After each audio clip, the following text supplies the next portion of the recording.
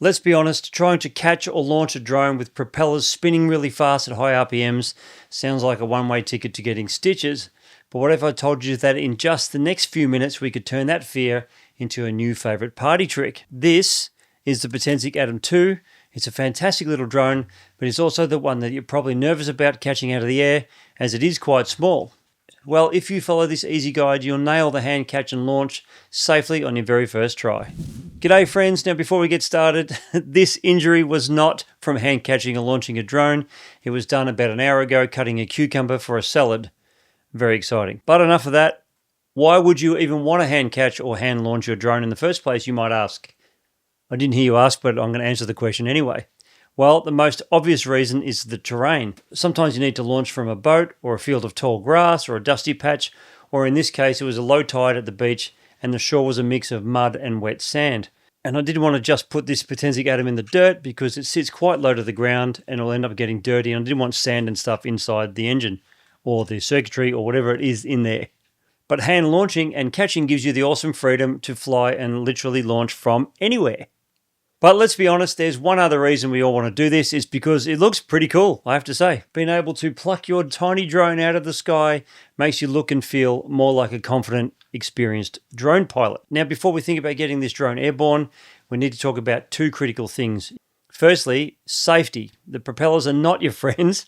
These things are not your friends at all. Always keep your fingers, face, and anything else you value clear away from the props. The techniques we're about to use makes this super easy. And although this drone is small and the drone props probably won't hurt your fingers very much, they will damage your eyes. Now the launch is very simple. All you have to do is pinch the body like this and put the drone up above your head. Now with your left hand on the controller, place your finger on the screen and hold it there until the blue swipe to take off comes up. Then swipe to the right. The drone motors will start spinning, and as soon as you feel it pulling away from you, let go and close your hand into a fist and you're away. And just a quick side note, if you're having trouble on how to work out what settings you need to get great video or photos from your drone, you can use my free AI drone camera coach.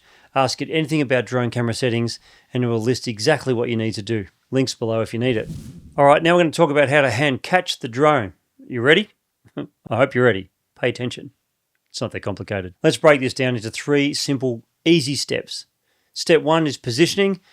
So first bring your Atom 2 into a stable hover, maybe around head height and a few feet in front of you. You want it close enough to reach easily, but far enough away that you can see what you're doing. Make sure you're in an open area with no obstacles, of course. And the Atom 2 has solid wind resistance for its size, but it's always smart to give yourself extra space just in case. Now the Atom 2 does have a downward facing sensor on the bottom. Obviously it's on the bottom, which can make a hand catch a real pain.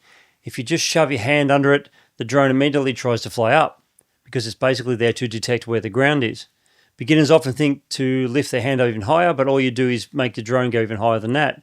Just extend your non-dominant hand out, palm up, facing like this, right underneath the drone. Now on the controller, slowly and steadily pull the left throttle stick straight down. The drone will start to descend. Let's reach over the microphone here.